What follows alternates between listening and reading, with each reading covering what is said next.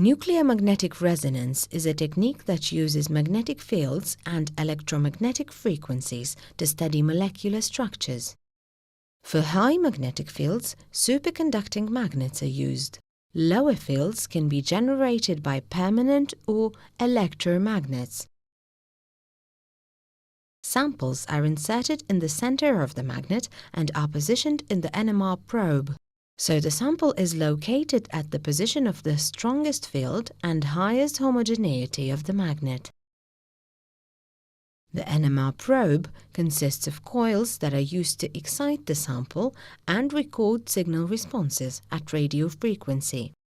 The basis of NMR is that nuclei behave like microscopic magnets in a magnetic field. They spin around the main magnetic field just like a spinning top. This motion is called precession. The frequency of the precession is proportional to magnetic field strength. Additional local field differences are introduced by changing electron densities in a molecule.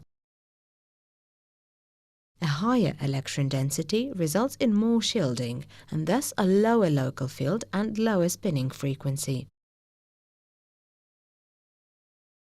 In NMR, the frequency of the excited nuclear spins can be measured from the electric current they induce in the coil. Fourier transformation of the time domain signals results in the frequency spectrum, with a signal for each different nucleus. The different frequencies we call chemical shifts, as they depend on the chemical structure of the nuclei.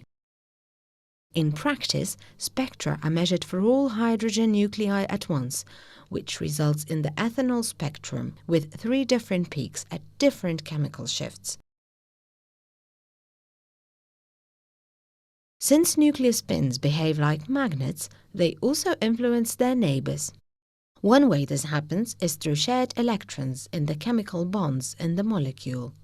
We call this J-coupling. Each spin can have 2 states, along the magnetic field or against the magnetic field. As an example, we look at the 2 methylene hydrogen spins, which are chemically identical. They can have 4 combinations: 1 spin down, 1 up, both spins down, 1 up, 1 down, 2 spins up. Each combination has a different energy level and influence on the neighboring spins, except that up-down and down-up combinations have the same energy level and influence.